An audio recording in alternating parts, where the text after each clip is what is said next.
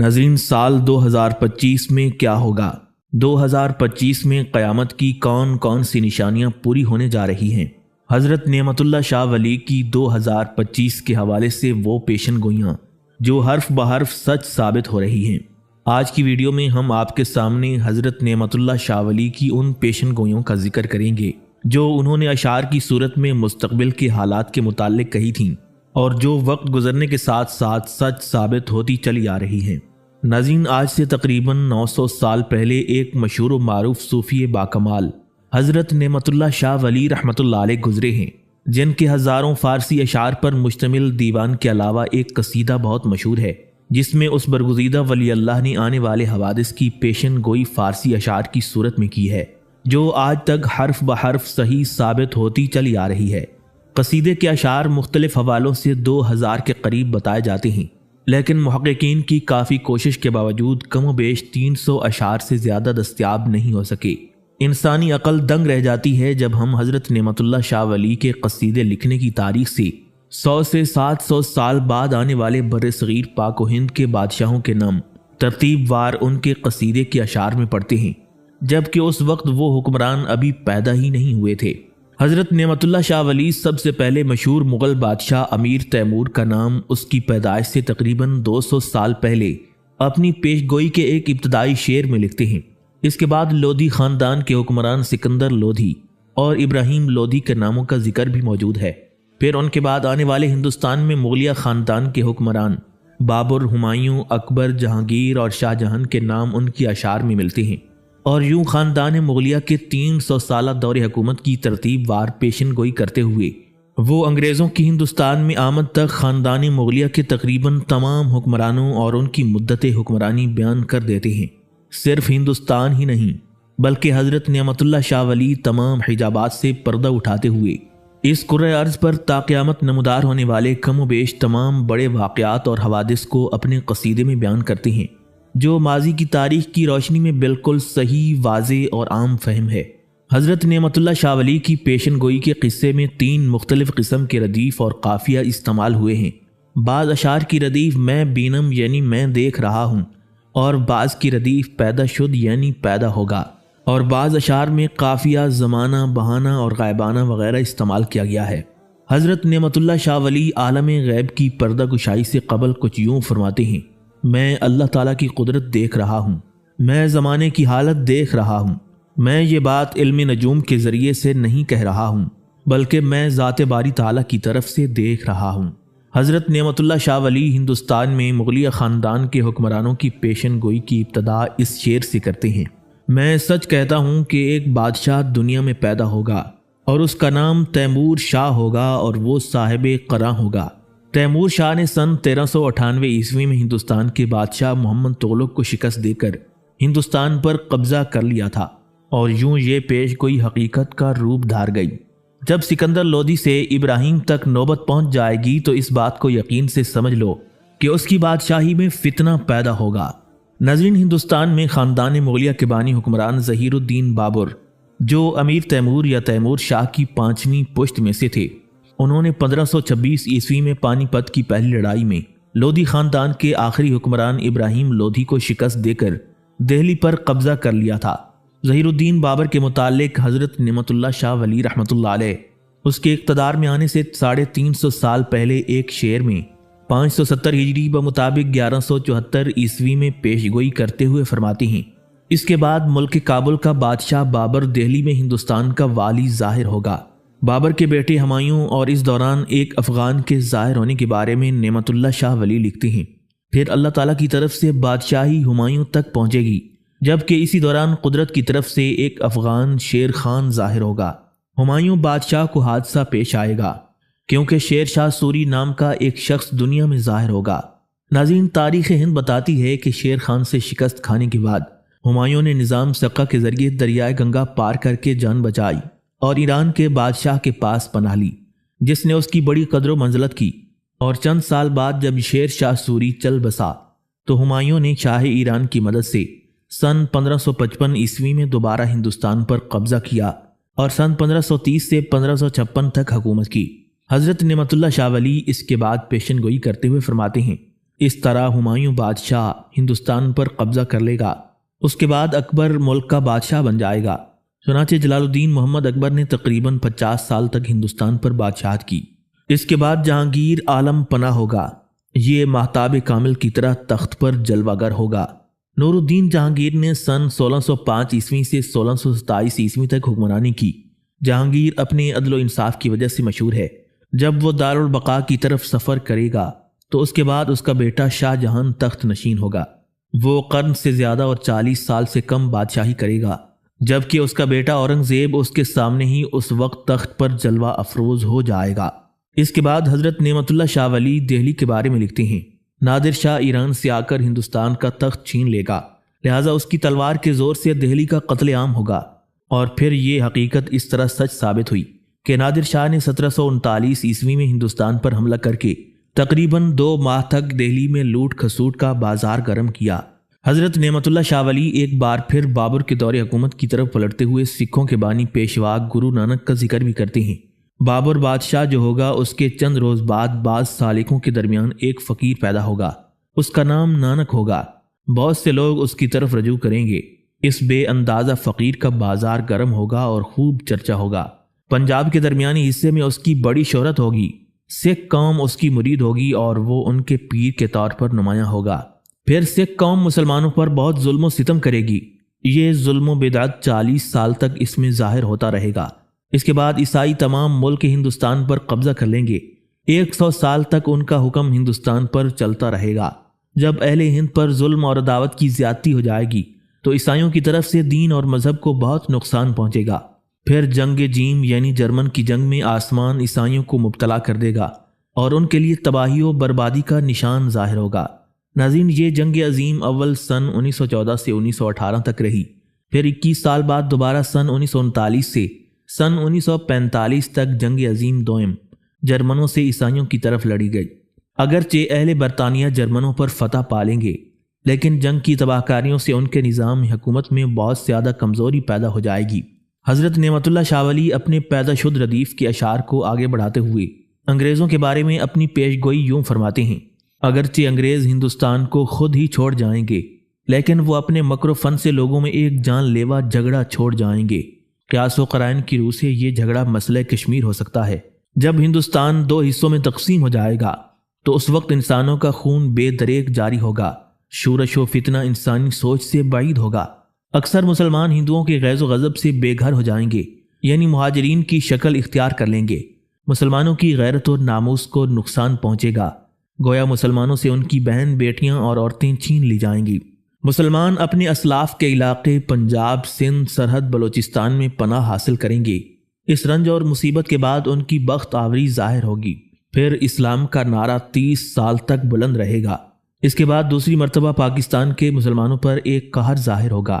مسلمانوں پر اپنے ملک کی زمین تنگ ہو جائے گی اور تباہی و بربادی ان کی تقدیر میں ظاہر ہوگی۔ یاد رہے کہ یہ قہر الہی پیشن گوئی کے عین مطابق سن 1971 میں مسلمانوں کی تباہی و بربادی اور قتل و غارت کے بعد سقوط مشرقی پاکستان کی صورت میں ظاہر ہوا۔ ناظرین، یہ تھیں حضرت نعمت اللہ شاہ ولی کی وہ پیشن گوئیاں جو ماضی میں پوری ہو چکی ہیں۔ اب ہم آپ کے سامنے حضرت نعمت اللہ شاہ ولی کی ان پیشن گوئیوں کا ذکر کرتے ہیں جو انہوں نے مستقبل میں پیش آنے والے حالات و واقعات کے متعلق کہی تھیں۔ حضرت نعمت اللہ شاہ ولی بیان کرتے ہیں، ان کی ذلت کے بعد اللہ تبارک و تعالیٰ کی رحمت سے نصرت اور امداد پڑوسی ممالک سے ظاہر ہوگی۔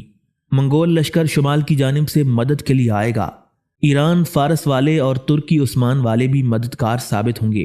کامیابی کے یہ تمام اسباب حج کے بعد ظاہر ہوں گے، جب مسلمانوں کو غیب سے مدد اور نصرت آن پہنچے گی۔ اللہ تعالیٰ اس طرح اپنی قدرت سے مغلوب کو غالب کر دے گا۔ میں گہری نظر سے دیکھ رہا ہوں کہ مسلمان فاتح اور کامران ہوں گے۔ جب یہ اشعار کہے گئے تو اس وقت 570 ہجری بمطابق 1174 عیسوی ہے، لہٰذا خدائے بزرگ و برتر اس طرح چاہتے ہیں اور اسی طرح ظاہر ہوگا۔ اس شعر میں پاکستان کی مدد کے لیے شمال کی طرف سے آنے والا لشکر منگول چائنا ہی کی فوج کی طرف اشارہ ہے، لیکن یہ امر غور طلب ہے کہ چونکہ چائنا کی افواج اب تک پاکستان میں آئی ہی نہیں، اس لیے پچھلے 4 اشعار کی پیشن گوئی کا ماضی کی بجائے مستقبل سے زیادہ تعلق معلوم ہوتا ہے۔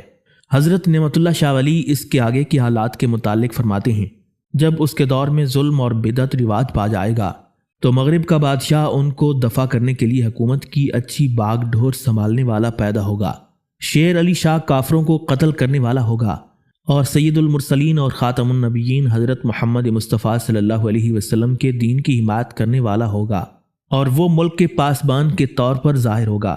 محققین کے مطابق اس شعر میں بیان کی گئی معروف شخصیت ابھی تک سامنے نہیں آئی، اور شاید یہ مستقبل قریب میں ظاہر ہو جائے۔ حضرت نعمت اللہ شاہ ولی آخری بڑی جنگ کے بارے میں پیشن گوئی کرتے ہوئے فرماتے ہیں، اسی دوران ایک بڑی جنگ عظیم لڑی جائے گی۔ اس جنگ سے ایک عالم کا قتل بغیر شک و شبہ کے ظاہر ہوگا۔ شاہ غربستان ہتھیاروں اور اسلحہ کے زور پر فتح حاصل کرے گا، جبکہ کافر قوم کو ایسی شکست سے دوچار ہونا پڑے گا جو کسی کے وہم و گمان میں بھی نہیں ہوگا۔ پھر اسلام کا غلبہ 40 سال تک ہندوستان کے ملک میں رہے گا۔ اس کے بعد دجال ایران کے شہر اصفہان سے ظاہر ہوگا۔ ناظرین، دجال کافر کے اچانک ظاہر ہونے کی خبر دینے والے اس شعر سے پہلے اور کئی شعر گزرے ہوں گے جن کے بارے میں وثوق سے کچھ نہیں کہا جا سکتا، کیونکہ حضرت نعمت اللہ شاہ ولی کی پیشن گوئیوں کے اشعار کا وسیع ذخیرہ ایک ہی جلد میں 850 سال کے طویل عرصے کے بعد دستیاب ہونا اگر ناممکن نہیں تو مشکل ضرور ہے۔ حضرت نعمت اللہ شاہ ولی پیدا شد کی ردیف میں اپنے آخری اشعار میں پیشن گوئی کرتے ہوئے انسان پر لرزہ طاری کر کے اسے عین قیامت کے کنارے کھڑا کر دیتی ہیں۔ دجال کے بارے میں پیشن گوئی کرتے ہوئے آپ فرماتی ہیں، اس دجال کافر کو دفع کرنے کے لیے میں بیان کرتا ہوں، غور سے سنیں۔ حضرت عیسیٰ علیہ السلام تشریف لائیں گے، اور حضرت امام مہدی علیہ السلام آخر الزمان ظاہر ہوں گے۔ اور یوں حضرت نعمت اللہ شاہ ولی پیشن گوئی کے قصیدے کے پیدا شد ردیف کے آخری شعر میں اپنا نام لے کر آنے والے پر اسرار واقعات پر اپنا روحانی مہر ثبت کرتے ہوئے بآواز بلند کہتا ہے، نعمت اللہ شاہ ولی غیب کے رازوں سے باخبر ہوا، لہٰذا ان کا کہا ہوا دنیا میں، کائنات میں، زمانے میں کسی شک و شبہ کے بغیر ظاہر ہوگا۔ ناظرین، ان پیشن گوئیوں کے بعد حضرت نعمت اللہ شاہ ولی کی پیدا شد کی ردیف میں بیان کی گئی مستقبل کے بارے میں پیشن گوئی کے آخری 3 اشعار کی مزید وضاحت سے ہم ان کے میں بینم کی ردیف کے چند اشعار بیان کرتے ہیں۔ حضرت نعمت اللہ شاہ ولی بیان کرتی ہیں، نائب مہدی کا ظہور ہوگا، بلکہ میں تو اسے دیکھ رہا ہوں۔ میں پیغمبر کی شرع کا قائم کرنے والا جہاں میں صاف دیکھ رہا ہوں۔ میں اس کی صورت دوپہر کے چمکنے والے سورج کی مانند دیکھ رہا ہوں۔ میں اس کی مشرق کی جانب سے دجال لائن کا ظہور دیکھ رہا ہوں۔ اس کی ایک آنکھ میں پھولا ہوگا، جبکہ میں اس کو ایک گدھے پر سوار دیکھ رہا ہوں۔ اس کا لشکر اصفہان میں ہوگا، میں اس کو یہود و نصارہ کے لشکر کے ساتھ دیکھ رہا ہوں۔ حضرت مسیح بھی آسمان سے اتریں گے، میں کوفہ میں غبار دیکھ رہا ہوں۔ حضرت عیسیٰ ابن مریم کی تلوار سے میں دجال لائن کا قتل دیکھ رہا ہوں۔ اسلام کی شریعت سے دین کی زینت ہوگی، میں دین کو مستحکم اور استوار دیکھ رہا ہوں۔